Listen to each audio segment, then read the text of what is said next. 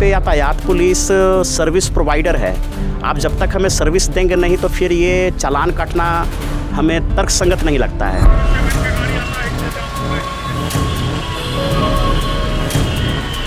Police के साथ public की भी सहयोग होना चाहिए।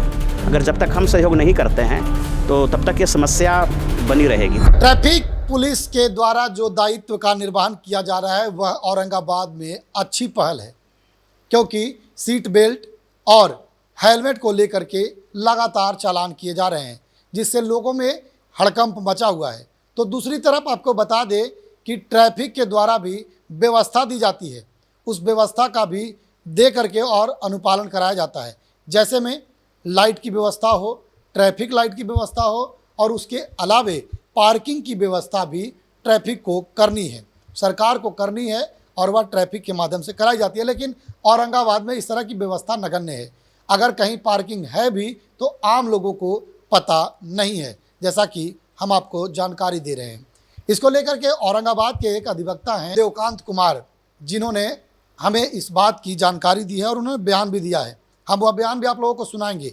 आपको ज्ञात हो कि देवकांत कुमार वही वकील हैं जो लगातार औरंगाबाद का नियम अगर सरकार के द्वारा, प्रशासन के द्वारा, पदाधिकारियों के द्वारा अगर उल्लंघन की जाती है तो उस पर वे मुखर होकर के सवाल खड़े करते हैं, कोर्ट जाते हैं और कार्रवाई भी होती है।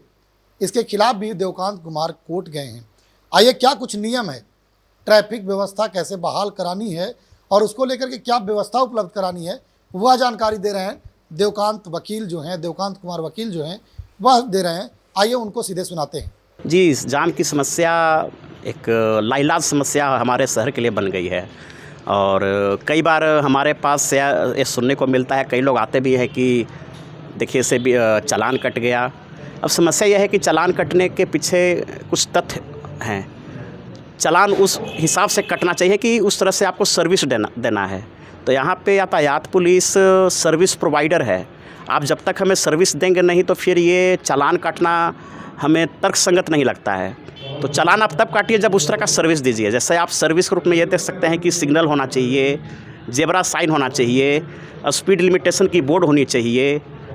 तो ये सब अगर सारी चीज़ें हैं हमारे यहाँ तो उसके बाद अगर चालान कटता है तो सही है। लेकिन केवल अगर आप एक सरकार का केवल खजाना भरने की नीयत से अगर आप चालान कट रहे हैं तो सरासर गलत है। तो इस लिहाज से हमने क्या किया था कि हमने यातायात डीएसपी को लीगल नोटिस भेजा था कि आप जो चालान कट रहे हैं वो विधि संगत नहीं है, आप कुछ सर्विस हमें प्रोवाइड कराइए, उसके बाद आप चालान काटिए, हम लोग चालान देंगे। उन्होंने उसका जवाब भी दिया और इस मामले को हम माननीय न्यायालय में भी लाने वाले हैं।